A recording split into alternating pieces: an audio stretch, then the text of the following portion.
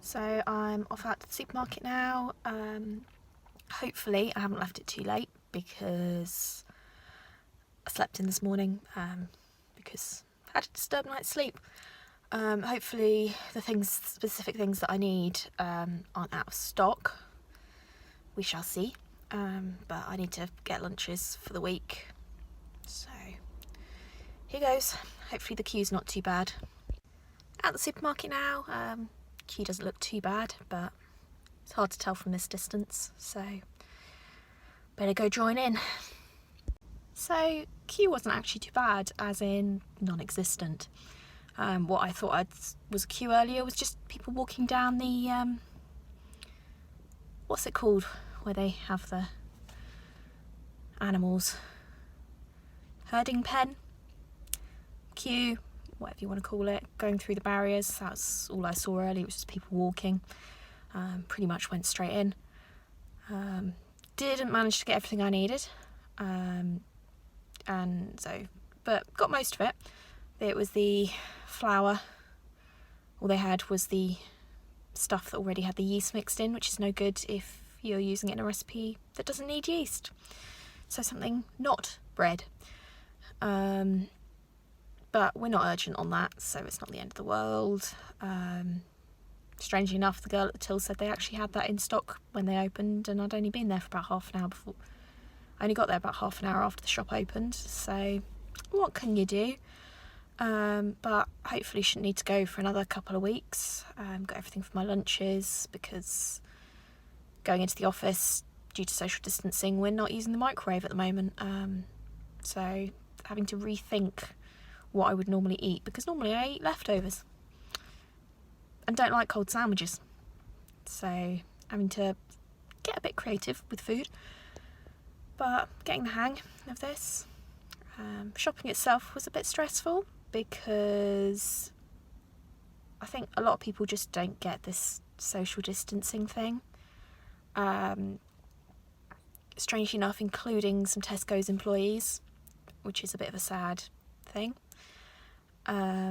You know, they've got all these protective things, and then you get their sort of teenagery shelf stockers who, you know, they're stood right next to each other, talking, paying no respect to everyone else, which is a bit sad because everyone, you know, they're cleaning all the trolleys going in, and they've got screens up and a one-way system, and that all works, but not setting a great example, which is frustrating because they can't do anything about the other customers, but their own employees should be setting a better example, which is sad. But I've got chocolate, so that's the important thing. Yeah. So I just got off the phone from customer support at Tesco's, which was actually really positive. You know, the lady I spoke to really got the concern I was raising, that it's all great having all of these measures in place elsewhere in the store, but if your own employees aren't respecting those, what difference does it make expecting customers to do that? And she completely got it, and is sending out an email just to remind employees that they do need to follow the rules. So yeah, that was really, really positive. She said I wasn't the only one that had raised that concern either today, so good news. Hopefully, I mean, we'll have to wait and see if it actually makes a difference, but at least I felt listened to. So kudos to Tesco's. In the process of editing the vlog from earlier in the week, I just wanted to go back and clarify and update a few things, because I did manage to lose some footage. So I got a call back on Monday while I was at work from the manager of my local Tesco's to follow up on the concern I'd raised at the weekend. And I was really happy with how quickly they responded to that and how seriously they've taken my concern.